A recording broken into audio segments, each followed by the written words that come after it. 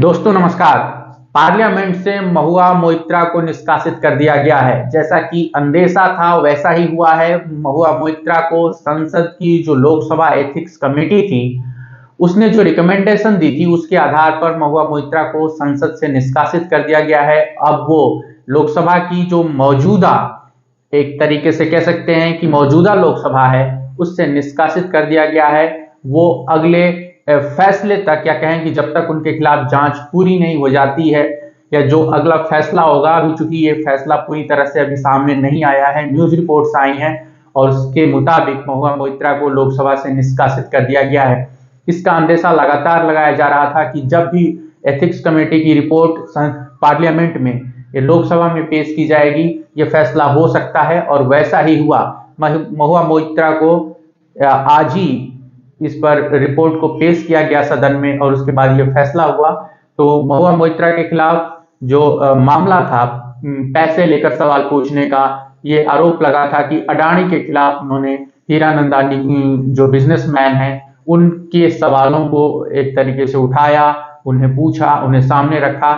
और महुआ मोइत्रा राहुल गांधी, संजय सिंह और तमाम लोगों की तरह अडानी के खिलाफ लगातार एक तरीके से मुखर थी, लगातार उनको सवाल करती रहती थी और उसका खामियाजा महुआ मोइत्रा को भी एक तरीके से भुगतना पड़ा है।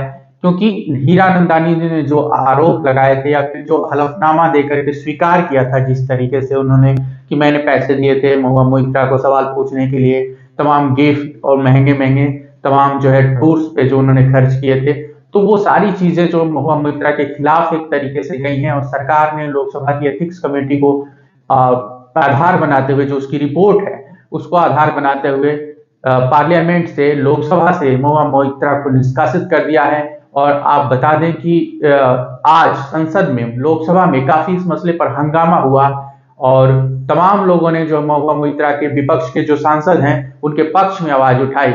लेकिन विपक्ष की आजकल चलती नहीं है, उनकी सुनी नहीं जाती है। और महुआ मोइत्रा को एक तरीके से जो अंदेशा था उसी अंदेशे को का शिकार होना पड़ा है और उन्हें लोकसभा से जो है निष्कासित कर दिया गया है। इस मसले पर एक विस्तृत रिपोर्ट और एक विस्तृत वीडियो के साथ हम जल्द ही आपसे मुखातिब होंगे। और तब तक आप हमारे चैनल पे बने रहिए, देखते रहिए।